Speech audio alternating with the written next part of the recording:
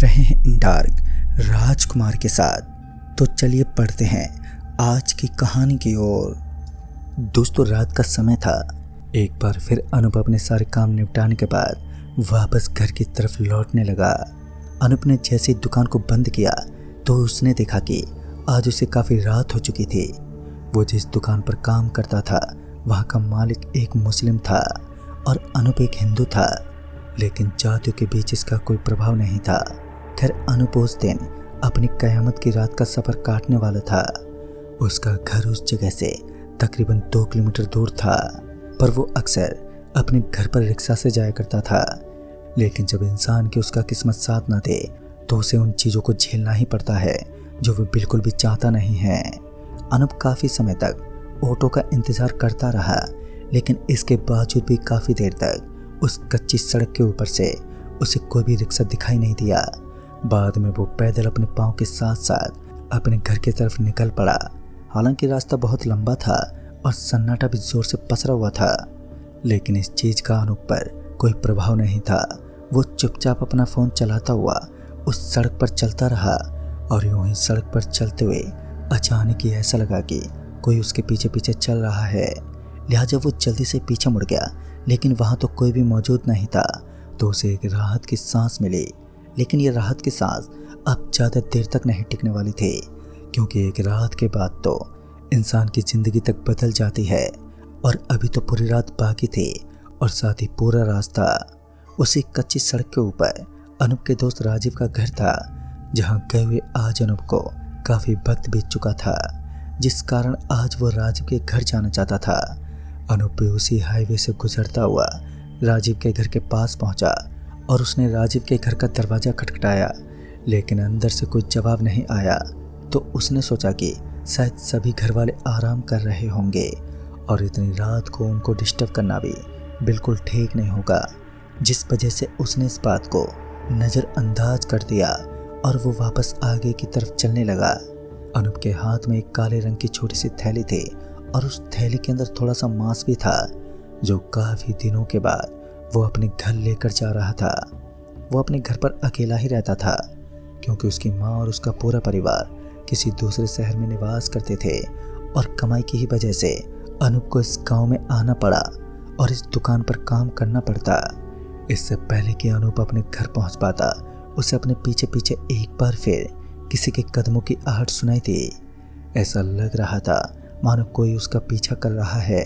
फिर जब अनूप ने अपनी नज़र घड़ी पर दौड़ाई तो उसने पाया कि रात के तकरीबन 12:30 बजने को आए थे। आज दुकान बंद करते हुए भी उसे काफ़ी ज़्यादा लेट हो गया था और इतनी रात को सड़क के ऊपर अजीब सी हलचल होना भी कोई आम बात नहीं थी। एक पल के लिए उसके हाथ पैर अब कांपने लगे, लेकिन उसके बाद वो अपने घर पहुंच गया। घर पर पहुंचने के बाद उसे एक राहत की सांस मिली, लेकिन मन ही मन उसके अंदर डर बैठ चुका था। उसने उस मांस की थैली को घर के फ्रिज के अंदर रख दिया ताकि उस मांस का कोई नुकसान ना हो। अनूप पेट भर के खाना खाकर ही घर पर लौटा था, जिस कारण अब उसे भूख तो बिल्कुल भी नहीं थी। तो वो अपने बिस्तर की तरफ चल पड़ा और पूरे दिन की थकान के बाद आराम से सोने लगा। कुछ अजीब अजीब आवाज़ें अभी भी उसके कानों में गूंज रही थी। पता नहीं क्यों, लेकिन आज उसे बहुत अजीब लग रहा था। फिर थोड़ी देर के बाद वो एक गहरी नींद में मगन हो गया और उसके बाद जब एक हलचल के चलते उसकी आंखें खुले तो उसने देखा कि उसके घर में सारा सामान बिखरा हुआ था और घर के अंदर सामान को बिखरता देख एक पल के खातिर उसकी आंखें फटी की फटी रह गईं, क्योंकि उसके अलावा उसके घर में किसी की मौजूदगी नहीं थी। वो अभी भी यही सोच रहा था कि इतनी गंदी करतूत को कौन जन्म दे सकता है, लेकिन बाद में उसने जब अपने घर से बाहर निकल कर देखा तो उसे एक काला सा जीव दिखा।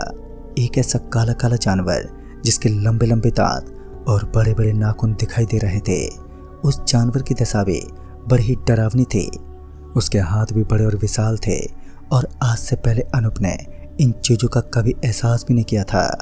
उस जानवर को देखते ही उसके शरीर में सनसनी सी मचने लगी, जिस कारण वो बिना आवाज़ के वापस बिस्तर तक लौट गया। फिर जब सुबह हुई और सूर्य की पहली किरणों ने धरती पर अपने लिए जगह बनाई, तब जाकर अनूप को वापस से होश आया, या फिर यूं कहें कि उसकी नींद तब जाकर ख़त्म हुई। नींद से उठते ही सबसे पहले अनूप ने देखा कि उसके घर में किसी चीज़ की बदबू आ रही थी। ये बदबू इतनी जोर की थी मानो कुछ सड़ा हुआ मांस बदबू मार रहा हो। ये बदबू बड़ी अजीब सी थी। अनूप अपने घर के अंदर ये तलाश करने लगा कि ये बदबू आ कहाँ से रही है। तो उसने देखा कि इस बदबू का स्रोत कहीं और से नहीं बल्कि उसका किचन ही था। वो अपने किचन के अंदर से यूं बदबू का एहसास करने के बाद किचन के अंदर घुस गया और जब उसके अंदर पहुंचा तो उसने देखा कि वहां से वो मांस की थैली गायब थी। मांस की थैली को यूं गायब होता देख अनूप का माथा ही खिसक गया, क्योंकि काफ़ी दिनों के बाद वो अपने घर पर चिकन बनाने वाला था और अब तो पूरा प्लान ही चौपट हो गया।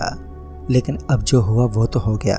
फिर अनूप अपने घर से बाहर निकला तो उसने देखा कि एक छोटी सी बकरी के टुकड़े करने के बाद उसे घर के सामने छोड़ा गया था और उस कटी फटी बकरी को देखकर अनूप को उल्टी जैसा होने लगा, क्योंकि उसने कभी भी मृत जानवर को यूं कटा फटा नहीं देखा था। हालांकि वो मांस का काम तो करता था, लेकिन इस तरह के नज़ारे किसी भी आम इंसान का दिल दहला देने में पूरी तरह से कायम होते हैं। अनूप का नज़रिया भी कुछ ऐसा ही था। उसे भी इन चीज़ों के ऊपर दया आने लगी और अनूप अपने पड़ोसी के घर के दरवाजे को खटखटाता हुआ उस बकरी के बारे में पूछने लगा कि कहीं वो उनकी तो बकरी नहीं है।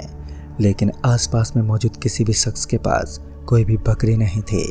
फिर अनूप यही सोच रहा था कि आखिर ये बकरी है किसकी। उस बकरी के अंदर से ही वो अजीब सी बदबू आ रही थी।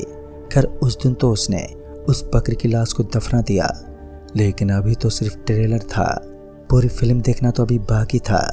आज की शाम शनिवार की शाम थी और आज अनूप इस बात को अच्छे से जानता था कि उनकी दुकान पर कमाई एकदम डाउन चलेगी और यही वजह थी कि आज अनूप अपनी दुकान से छुट्टी करने वाला था। लेकिन उसे पता चला कि दुकान का मालिक खुद आज दुकान पर नहीं पहुंच पाएगा, तो उसे तो जाना ही होगा। और ऊपर से अनूप के पास कोई लफ्ज़ भी नहीं थे जिनका इस्तेमाल करके वो आज छुट्टी मार सके। उसके बाद क्या था कि अनूप अपनी दुकान पर पहुंच गया और उनकी दुकान वैसे भी उस गांव में काफ़ी मशहूर मानी जाती थी, क्योंकि वो एक ऐसी दुकान थी जिसके अंदर मांस की हर चीज़ मिलती थी और साथ ही वहाँ कम से कम 4 लोग काम करते थे। बॉस का काम अलग था, लेकिन आज धंधा एकदम ठंडा चलने वाला था। और एक बार फिर वक्त ने अपने आप में तब्दीली दिखाई और शाम होने लगी। शाम होते ही अनूप के चेहरे पर एक हल्की सी मुस्कान छाने लगी, क्योंकि आज कई दिनों के बाद वो अपनी गर्लफ्रेंड से मिलने के लिए कुएं के बगल में मौजूद तालाब के पास पहुंचने वाला था। अनूप की खुशी का कोई ठिकाना नहीं था, लेकिन वक्त ने कुछ ऐसा खेल खेला जिसके बाद जिंदगी के हर कदम पर अनूप को सावधानी के अलावा कुछ और दिखा ही नहीं। शाम के तकरीबन 10 बजे के आसपास से अनूप अपने घर से निकलकर उस तालाब के पास पहुंच गया तो उसे वहां पर कोई बैठा हुआ दिखा जो तालाब की तरफ मुंह फेरे बैठा था। सही से देखने पर अनूप को एहसास हुआ कि ये तो कोई और नहीं बल्कि उसी की गर्लफ्रेंड है। अनूप आहिस्ता आहिस्ता अपने कदमों को बढ़ाते उसके पास आकर बैठ गया। अनूप अपनी गर्लफ्रेंड से बात करने की बहुत ही कोशिश कर रहा था, लेकिन उसने एक लफ्ज़ भी नहीं बोला। उसको लगा कि अनीसा किसी बात को लेकर नाराज है। अनूप की गर्लफ्रेंड ने उसका हाथ पकड़ा और उसे अपने पीछे आने को कहा। वो बोल रही थी कि उसे कुछ दिखाना है। इससे पहले कि अनूप थोड़ा और आगे पहुंच पाता कि उसके मोबाइल फ़ोन की रिंग बजने लगी और जब उसने अपनी नज़र फ़ोन पर मारी तो उसके पांव तले ज़मीन खिसक गई, क्योंकि फ़ोन पर उसकी गर्लफ्रेंड ही थी जो उसे कॉल कर रही थी। पहले तो अनूप ने अपने पास मौजूद अनीसा से कुछ कहा नहीं और चुपचाप उसने फ़ोन उठाया। फ़ोन उठाते उसकी गर्लफ्रेंड ने बताया कि आज वो किसी ज़रूरी काम की वजह से मिलने नहीं आ पाएगी और उसकी आवाज़ सुनते ही अनूप का चेहरा पूरा सफ़ेद पड़ गया। उसने पूरी बात बताई कि वो किसी लड़की के साथ घूम रहा है जो तुम जैसे ही दिखती है। अनीशा भी घबरा गई और अनूप को वहाँ से भागने को कहा और फिर क्या था, उसने बिना सांस लिए वहाँ से भागना शुरू कर दिया और अपनी अच्छी खासी रफ्तार के साथ उस तालाब को छोड़कर वहाँ से भागने लगा। वह अपनी पूरी रफ्तार के साथ भाग तो रहा था, लेकिन उसे एक अजीब सी आवाज़ बार बार अपने कान में सुनाई देने लगी। एक मांस का टुकड़ा मुझे भी दे दो ना प्लीज़। बार बार इस आवाज़ का आना कहीं ना कहीं पिछली रात का खौफ भी दिखा रही थी, क्योंकि जब वो पिछली रात अपने घर पर लौट रहा था तो उसे अपने पीछे किसी के कदमों की आहट सुनाई दी थी और शायद ये डायन उसके बाद से उसका पीछा करने में लगी है। क्योंकि जैसा कि अनूप ने सुना था कि पिशाच जैसी चीज अक्सर मांस या फिर मिठाई जैसी चीजों को अपना भोजन समझती हैं, तो वो कभी भी उन चीजों का पीछा करते हुए किसी भी स्थान पर पहुंचने की पूरी हिम्मत रखती हैं। अनूप तो इस बात को अच्छे से जानता था कि अगर वो गलती से भी अपने घर पहुंचा तो वो डायन उसका पीछा नहीं छोड़ेगी, क्योंकि वो उसके घर का हर एक कोना कोना आसानी से जानती है।